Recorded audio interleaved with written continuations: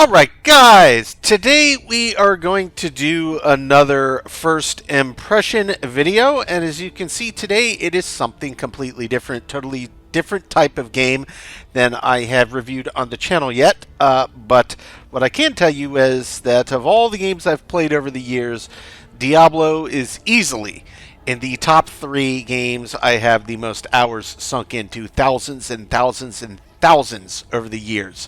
So I have played a little bit with a couple different classes, but kind of what I wanted to do with this video is just kind of share my thoughts, not so much first impression, well technically because I have yet to complete the campaign, but try to just go over some of the things that have changed in this Diablo newest iteration compared to prior Diablo releases, and try to help answer the question if you're on the fence, hey, should I pick this up?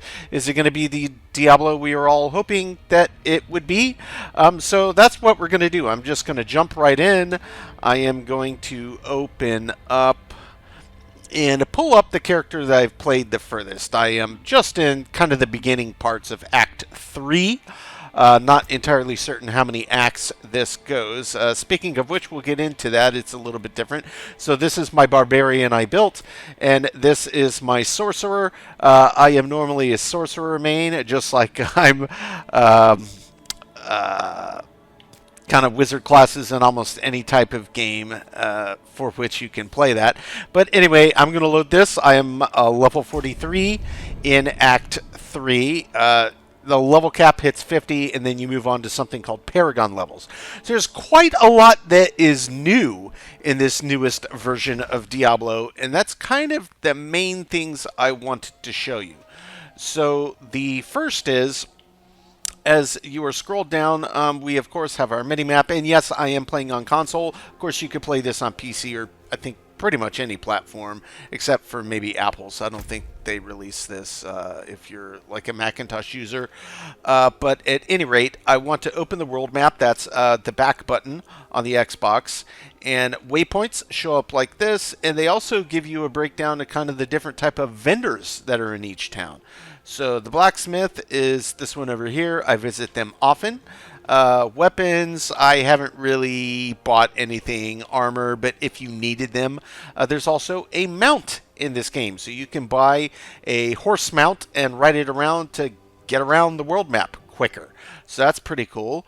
Over here is an alchemist. So now your health pot upgrades are done at this alchemist vendor. Over here's the jeweler. That's where you can upgrade your gemstones to higher tiers. Over here's the healer, just like the classic town healer in the game. Rings and amulets. That's exactly what it sounds like, rings and amulets. Then we have our stash.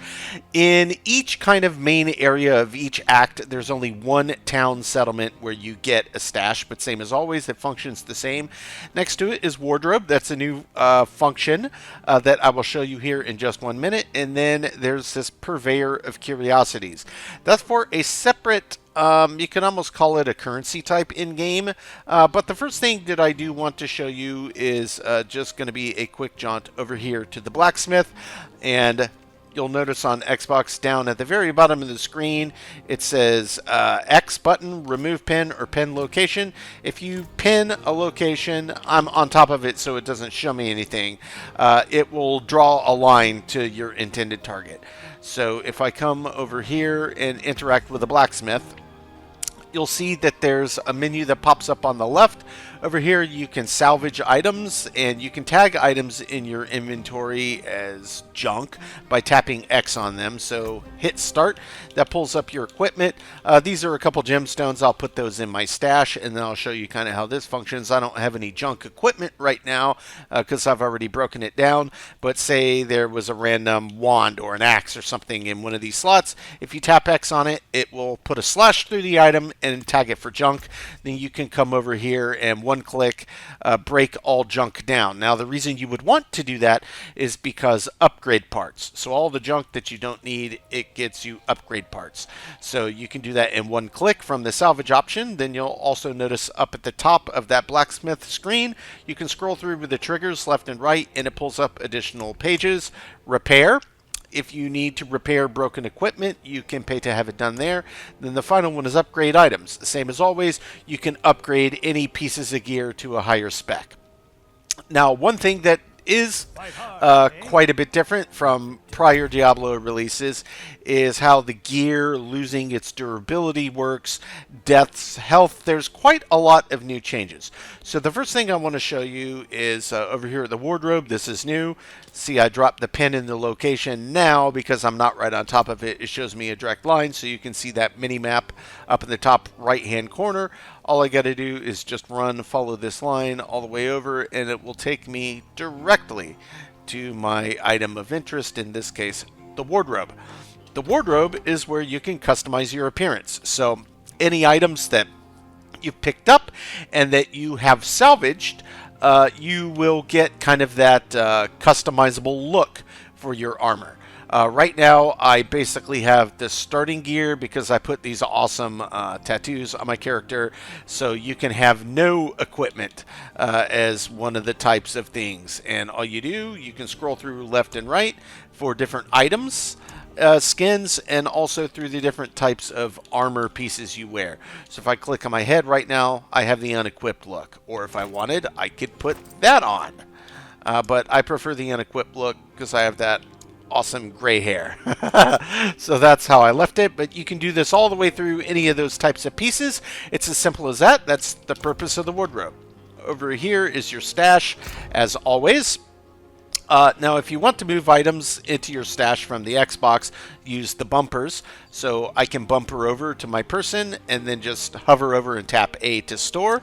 So that will pop my 2 gems right back over into my stash. Freely toggle between the stash and the inventory on your person. With the bumpers, that's easy enough. The next thing I want to show you, I'm going to head over to the jeweler. So we'll pin that location. If you want to upgrade your jewels into higher spec, you can do it all by leaving them in the stash and just coming up to the jeweler. You don't have to take them out. And then she has, just like when we're up at the blacksmith, her own kind of interactive menu. So if I open amethyst, I now have enough to create just a basic amethyst. Cost a little bit of gold. I have plenty of that, so I'll say craft. And if you had multiple, you could tell it how many you want to craft at a time. So I'm just going to craft everything that I can right now. And that is the lot, at least for the upgrading. And just as with the blacksmith and all vendors, with multiple options with the triggers. So the first one on her page is craft. The next one is unsocket if you want to remove a gem that you've socketed into something. The next one is to add a socket. That, of course, will add a socket to the item. And then, of course, if you want to upgrade an item, she can do the same thing. So that actually is kind of a nice quality of life change, the fact that you can do the upgrades without having to grab everything off your person. Now, you'll notice that now that I upgraded them, yes, it will do the upgrades from the stash, but then I have to go back to my stash to clear out my inventory slots. Of course, while you're looting, you're going to be filling up those slots as you play, so keeping your personal on-person inventory clean for items is very important. So we'll just bumper over, dump those in. Easy as that. Now the next thing I want to show you is a very new type of vendor, and this uses a separate type of currency in game. I forget what they're called, obols or something. It's got a weird name. But this guy that has like the coin purse icon on the map, purveyor of curiosities, he will show up in all towns, and effectively you don't know what the roll's going to be, but it uses this currency down at the very bottom left. You see there's kind of 2 purple looking coins. It says I have 345 of them.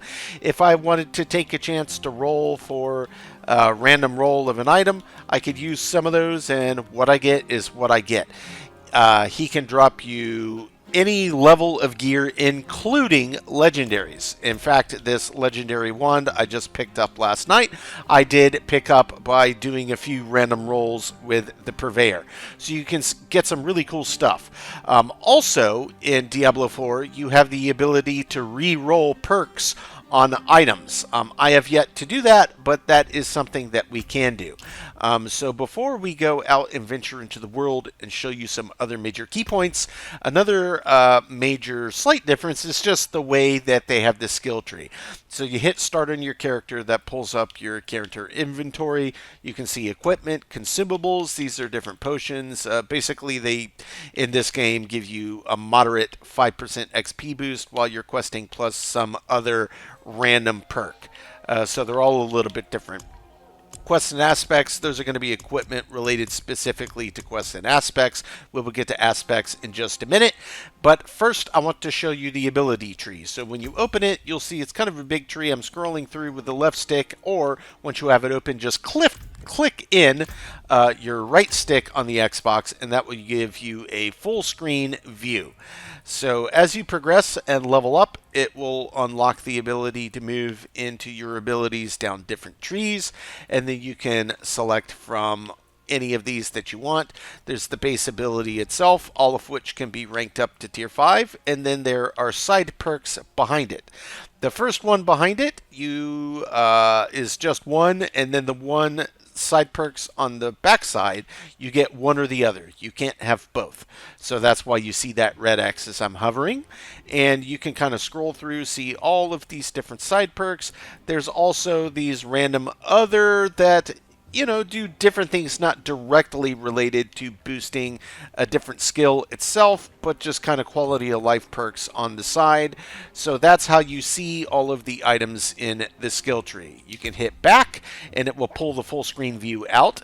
Now, if you want to actually customize the abilities that you have selected from the tree, once you're looking at the abilities section, you click in the left stick, and this is where you can actually slot them onto your wheel. So that's on the bottom left-hand corner of the screen. This is where it shows me, say, I wanted to swap out my Frost Blast for Blizzard. I could say assign skill, pick which slot I want down there, then say A to confirm, and then it will overwrite with that skill. Now, I don't want to do that, so I actually want to put my ice shards back on in place of Blizzard. So I'm going to put that back on, hit A, and that's how you can pick which abilities you actually are using at any given time. And yes, you can customize the slot. So when you first start playing and leveling up, it's going to have some defaults, but you will unlock additional slots, and you can customize exactly which order and on which button. So your button mapping is fully customizable. So that's kind of the very bare bones basics in the towns. They pretty much all work that way. That's your new wardrobe, new vendor types, how interacting with all of that works. So now what I want to do is just leave the town a little bit. So I'm going to put a pin up here. I'm just going to leave the town, and then I'm going to do just a little bit of in-game fighting to kind of show you how the mana and the health potions and system works in the new Diablo. It will be readily apparent as soon as I can interact with anything and start fighting something here. So let me just find some enemies. I hear enemies. There we go.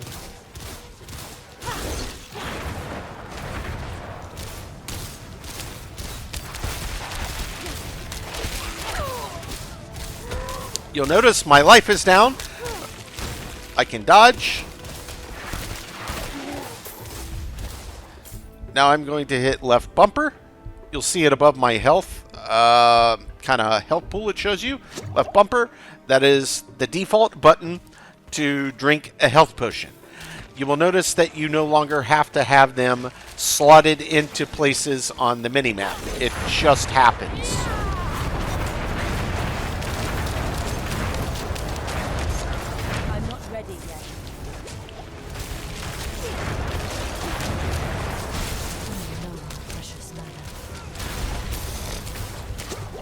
Just like you'll notice that my mana goes up and down.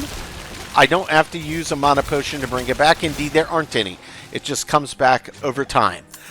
So it's a change that I'm not entirely certain if I think it's for the better or worse, or if I just think it's kind of neutral in terms of changes.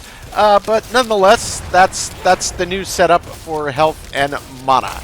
You either have it or you don't have it, and it's relatively easy to pull back up either, and mana just comes up. So you don't have to worry as much about all these ancillary slots on the map, or kind of managing potions and keeping them and constantly crafting them and keeping them on your person while you're interacting. They are just there, and will refill over time. Now that I'm back to town, you see I'm down to 4 of 7 health pots, but as always in the town, I can fully heal myself over here at the heart, the health vendor, if you see that on the minimap, and that also refills all of my potions. So I think in general it's simplified, but that is a change that is worth noting. Now, the next major thing I want to do is just scroll out, open the big full world map, and scroll out a bit. You'll see over here, this is kind of the starting section, Act 1-ish area. Act 2-ish was up in this area. Act 3 is relatively over here. So in lieu of each act, you're traveling to a completely different world map with smaller maps and dungeons.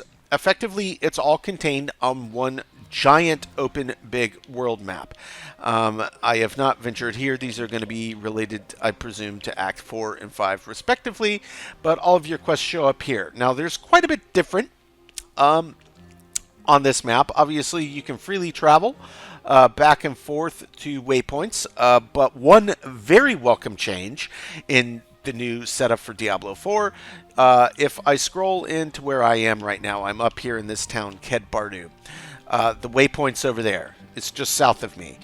I don't have to actually go to that waypoint to say go to any other waypoint. I can just select it from the world map, say travel, and it will travel me directly to any of these waypoints I already have unlocked. No more scrolls of Town Portal needed at all. So that is another big quality of life change. Again, I personally think for the better. And of course, I could use this waypoint and choose a new one, or jump straight back into my portal as always, and it will take me right back to Kedbardu, the town I was in before I just portaled over to that other waypoint. So no need to have to keep all these, potions and stacks of scroll to town portals in your inventory, taking up precious slots.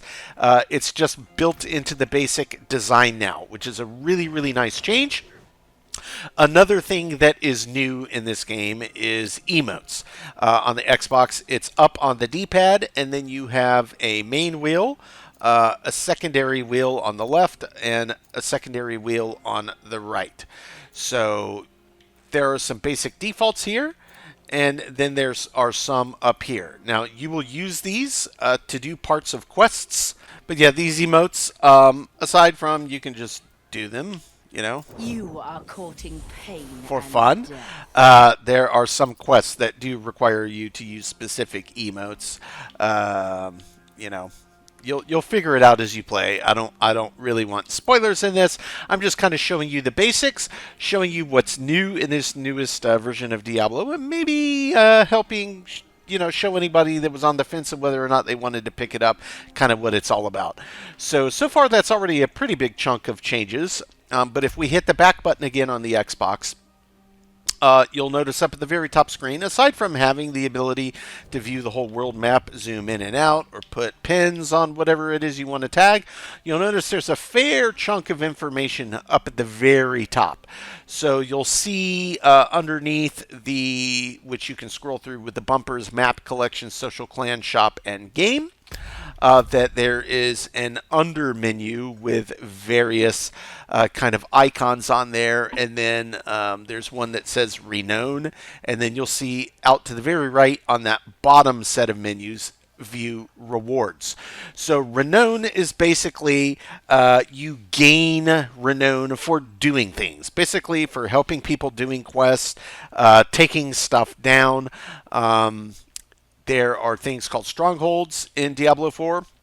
That is that kind of red icon underneath, in the middle of collections and social, underneath that. In each area there are 3. I've already completed 2 of 3. You get pretty big renown points for those, the most in the game, 100 a pop.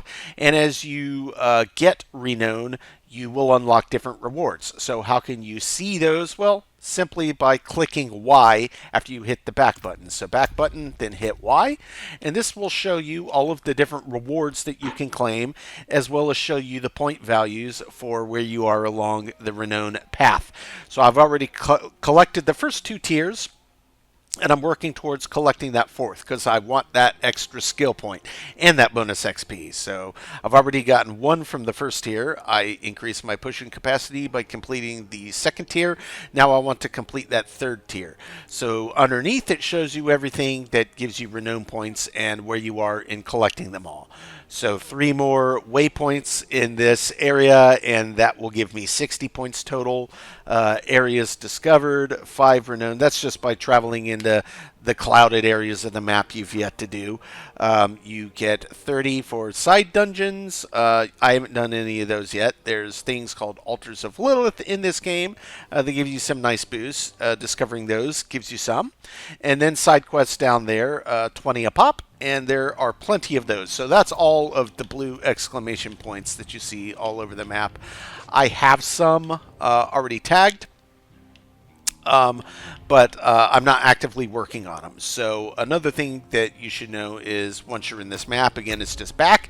If you hit left on the D-pad, that will pull up your journal. And the journal is where you can pin and track any of the side quests that you have unlocked that you want to do. So say I wanted to do this Sight to Madness side quest, I could hit A to track, then I can back out, I can scroll and just follow the blue pyramid. So that'll show me exactly where it is that I need to go in order to do it. In this case, it's down in a dungeon. That is the dungeon icon on the map.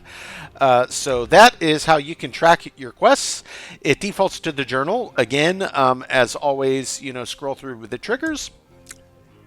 You can see everything in one screen on the first screen. That's what I recommend. If you just wanted to look at the main storyline campaign, that's the next tag over. And then the rightmost one is the side quests. So that's how you can kind of track and follow on the map the quests that you're working on. And you can track or untrack at will. You can also abandon them if you wanted to. You could always pick them back up. I haven't bothered with that. The next thing that I want to point out is just up top. This is another series of new things that they have added into the game. The Collections tab is the first one. There's Challenges and Codex of Power. I was briefly mentioned aspects a few minutes ago, and this is what I'm talking about. As you do various things in this game, you will unlock these various aspects. There are a ton of them. Obviously, I do not have the overwhelming majority unlocked, but you can kind of scroll through and they'll show you kind of a weapon icon and tell you a little bit about it. Like here, damaging an elite enemy with a basic skill will generate 3 energy, and you unlock that by completing various things along your quest path. So these aspects directly relate to these little side perks with the star on your legendaries. So these you can re-roll. So any of those unlocked aspects you could swap out. Say I didn't want to hail the meteorites to fall during my Inferno ult. I could swap it out to any of those other aspects that I have unlocked just by making the swap. I believe it's done at the blacksmith. I haven't done it yet, but I'm pretty certain that that's where you can swap out the aspects.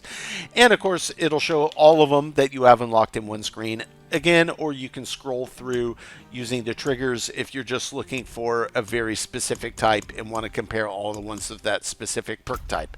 But that is kind of a new cool thing that we can do. Challenges, this is exactly what it sounds like. It's just a running tab of things to do for full completion. I'm sure that you get something for doing them all, though I don't know what that may be. The next tab over, this is the social. This is where I could invite any of my buddies. You can also join your game, or they can join yours straight from there.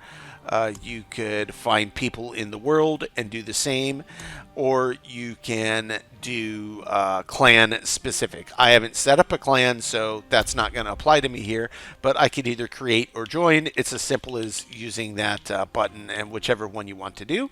Next thing over is shop. There is a shop that has cosmetics. If you're interested in any of the designs that they have, they will show you things.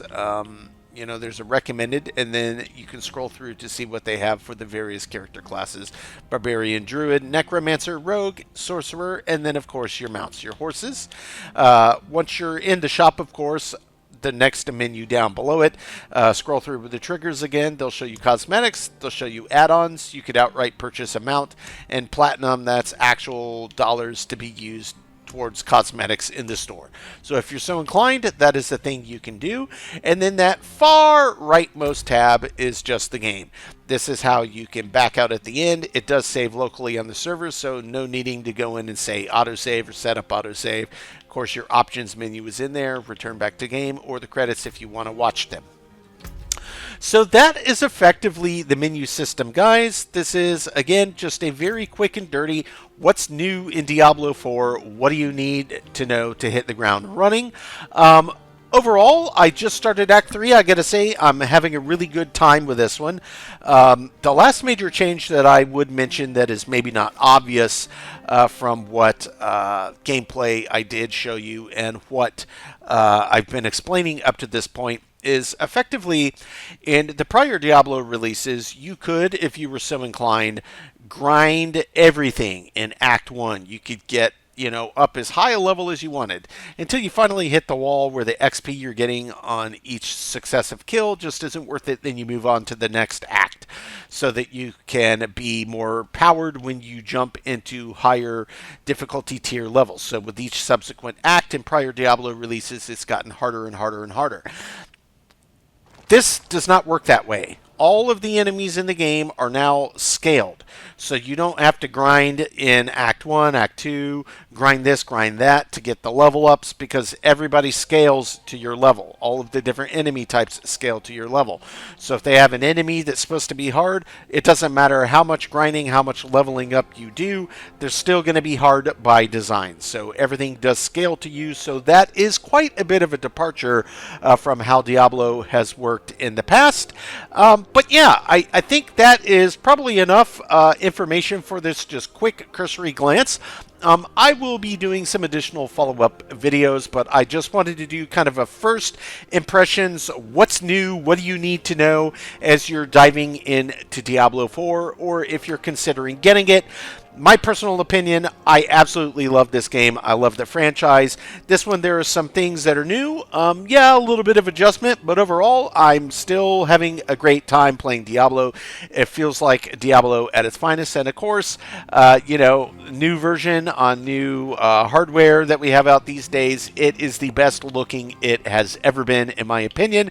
So if you're a fan of dungeon crawlers, looters, or just a Diablo fan in general, yeah, this is one that should definitely be on your list.